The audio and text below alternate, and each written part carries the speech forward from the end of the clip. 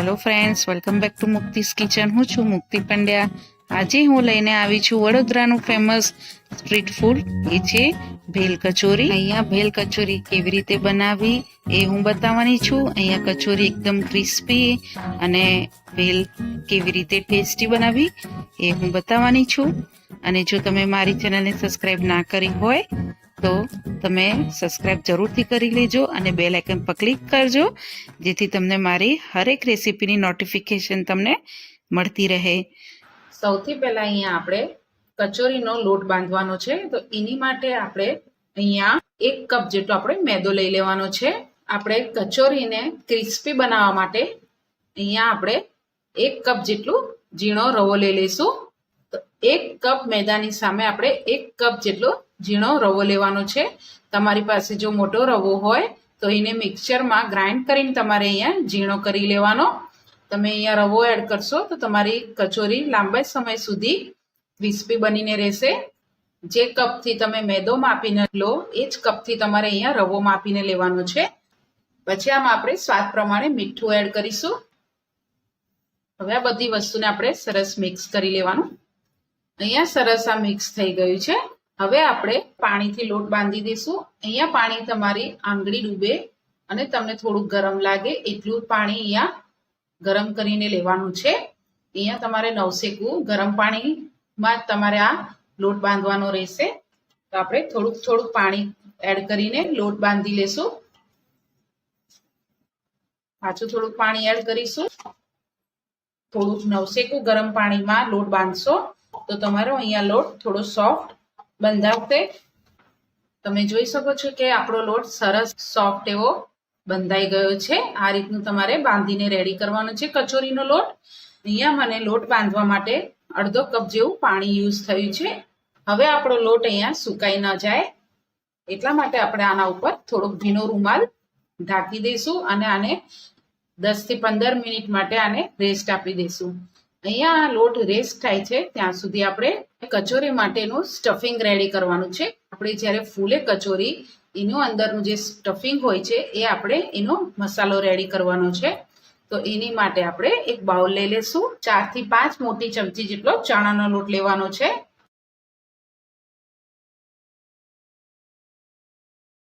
ચણાનો લોટ અહીંયા એડ થઈ જાય પછી 1 ચમચી જેવું લાલ મરચું પાવડર, 1 થી 2 ચમચી જેવું ધાણા જીરું પાવડર, અડધી ચમચી જેવું ગરમ મસાલો પાવડર, સ્વાદ પ્રમાણે મીઠું.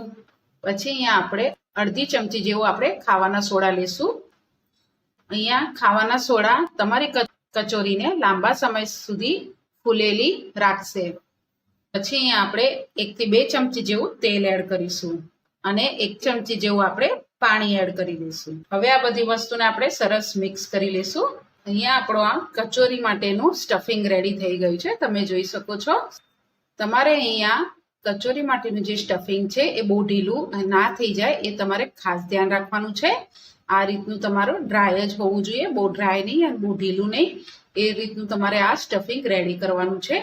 હવે આપણે લોટને જોઈ લઈએ. 10 થી 15 મિનિટ જેવું થાય પછી તમારે આ લોટને ચેક કરવાનું છે. તમે જોઈ શકો છો આપણો લોટ સરસ એવો ફૂલી ગયો છે. હવે આપણે લોટને થોડોક મસળી લેશું અને 1 મિનિટ જેવું આપણે આને મસળી લેશું લોટને. અહીંયા લોટ આપણો સરસ મસળાઈ ગયો છે.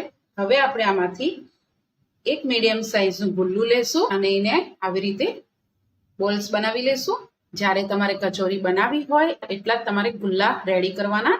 અને બીજો લોટ તમારે આવી રીતે ભીનું કપડું રાખી મૂકવાનું જેથી લોટ ડ્રાય ન થાય. અહીંયા તમારે પાટલા અને વેલણ લઈ લેવાનું છે અને સૌથી પહેલા આપણે કચોરી વણવાની રહેશે. તો એની માટે આપણે સૌથી પહેલા લોટને આવી રીતે એક વાટકી જેવો શેપ આપી દઈશું. બધી બાજુ સરખો એનો શેપ હોવો જોઈએ. આ રીતે વચ્ચે અંગૂઠો રાખીને એને ફરાવતા જવાનું અને આવી રીતે પોળું કરતું જવાનું. તમારે આવી રીતે વાટકીનો શેપ બની જાય પછી આની અંદર જે આપણે સ્ટફિંગ બનાવ્યું હતું એની 1 ચમચી જેટલું લેશું અને આની અંદર આપણે એડ કરી દઈશું. પછી તમારે આને દબાવતા જવાનું અને બધી બાજુથી આને સીલ કરવાનું રહેશે. પહેલા આપણે સામસામે બાજુ સીલ કરી દઈશું અને પછી આવી રીતે બધી બાજુ સીલ કરી દઈશું.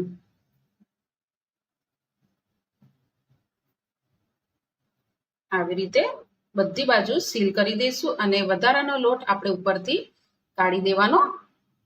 અને તમે જોઈ શકો છો બધી બાજુ સરસ સીલ થઈ ગઈ છે. અને ફરીથી આ લુવાને આવી રીતે આપણે બોલ્સ બનાવી દઈશું. અને હવે આપણે આને ફરીથી આવી રીતે બધી બાજુથી દબાવતા જશું અને જે અંદરનું સ્ટફિંગ છે એ બધી બાજુ ફ્લેટ કરી લઈશું. તમે જોઈ શકો છો આવી રીતે. હવે આપણે પાટલા ઉપર આ ગુલ્લાને રાખીશું અને વેલણની મદદથી આપણે આને વણી લઈશું. બધી બાજુ સરખી અહીંયા તમારી પૂરી વણીને રેડી થવી જોઈએ. જો તમને લાગે કે તમારું અહીંયા પૂરી નીચે ચીપકે છે તો તમારે અહીંયા કોરો લોટ લઈને બી વણી શકો છો. અને આવી રીતે તમારે પતલી વણવાની રહેશે. મીડિયમ પતલી તમારે અહીંયા વાળીને રેડી કરવાની છે. અહીંયા પૂરી તમારે જાડી વણવાની નથી. હવે આપણે આને તળવાની પ્રોસેસમાં લઈ લઈએ. અહીંયા મેં પહેલાથી તેલ ગરમ કરવા મૂકી દીધું હતું. કચોરી તળવા માટે અહીંયા પહેલા તેલ તમારું એકદમ ગરમ હોવું જોઈએ. હવે આની અંદર કચોરી વણીને રાખી હતી એ આપણે એડ કરી દઈશું.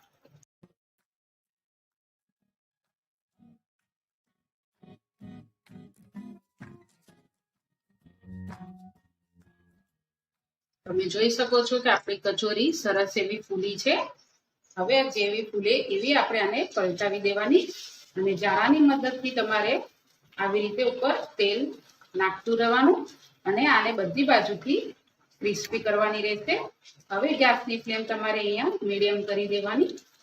આવી રીતે તમે તેલ નાખતા જશો તો તમારી અહીંયા કચોરી સરસ એવી બધી બાજુથી ક્રિસ્પી બનશે અને લાંબો સમય સુધી આપણી અહીંયા કચોરી એકદમ જ ક્રિસ્પી બનીને રેડી થશે. તમે જોઈ શકો છો કે આપણી કચોરી બંને બાજુથી સરસ એવી લાલ બની ગઈ છે.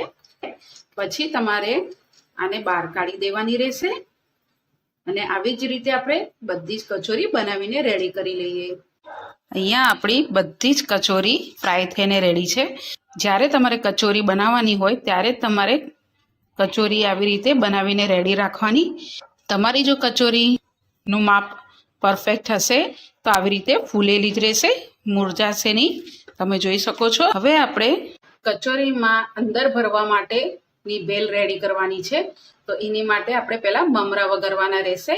તો એની માટે આપણે કોઈ બી કઢાઈ લેવાની. એની અંદર આપણે 3 ચમચા જેટલું તેલ લઈ લઈશું. તેલ અહીંયા આપણું ગરમ થઈ ગયું છે. એની અંદર આપણે 2 થી 3 ચમચી જેટલા સિંગદાણા એડ કરીશું. પછી 2 થી 3 ચમચી જેટલા આપણે દાળિયા એડ કરવાના. શેકી લેશું તેલમાં. અહીંયા સિંગ અને દાળિયા સરસ એવા શેકાઈ ગયા છે.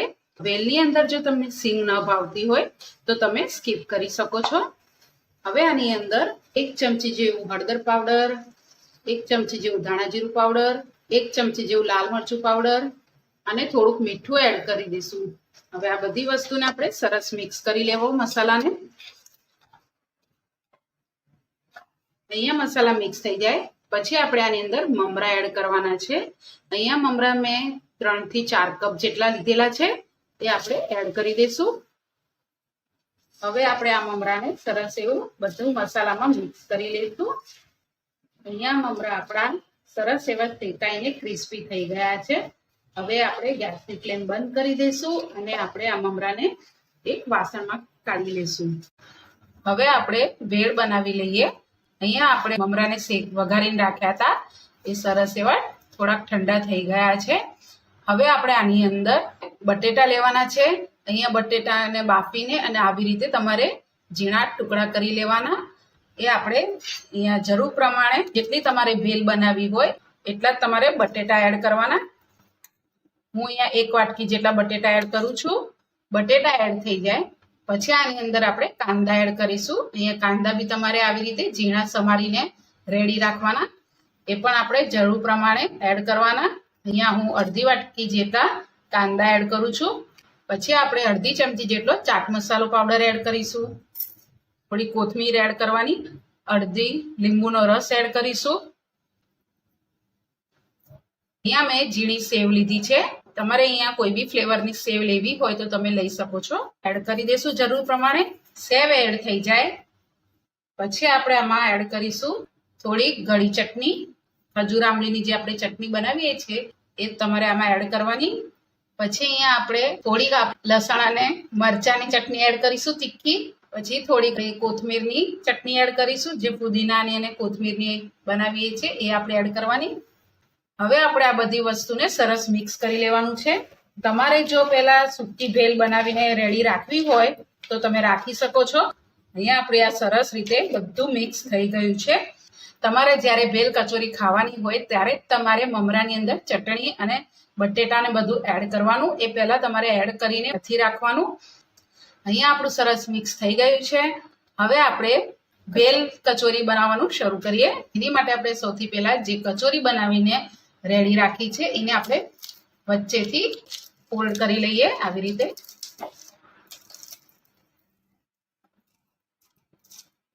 આવી રીતે ફોલ્ડ કરી લઈએ. હવે આપણે આ કચોરીના અંદર સૌથી પહેલા આપણે થોડી ગળી ચટણી એડ કરીશું. પછી આપણે થોડી ગ્રીન ચટણી એડ કરીશું. પછી આની અંદર જે આપણે આ ભેલ બનાવીને રેડી રાખી હતી એમાંથી આપણે 1 થી 2 ચમચા જેટલું ભરી દેશું. કચોરીની અંદર ભેલ સરસ એડ થઈ જાય પછી આપણે ઉપરથી થોડી ગળી ચટણી એડ કરીશું, થોડી ગ્રીન ચટણી એડ કરીશું, થોડી રેડ ચટણી એડ કરવાની, થોડાક ઝીણા કાંદા ઉપરથી એડ કરીશું અને થોડી આપણે ઝીણી સેવ એડ કરીશું. જોતાની સાથે જ ખાવાની મજા આવી જાય એવી ભેલ કચોરી બનીને રેડી છે. આ કચોરી તમે એકવારથી જરૂરથી બનાવજો. જ્યારે બી તમે આ બનાવશો તો તમને વારંવાર ખાવાનું મન થશે એવી આ કચોરી બનીને રેડી થાય છે. જો તમને મારી આ રેસીપી ગમે તો મારી ચેનલને સબસ્ક્રાઇબ કરજો, બેલ આઇકન પર ક્લિક કરજો અને કેવી લાગે મને કોમેન્ટ્સ બોક્સમાં જણાવજો. Thank you.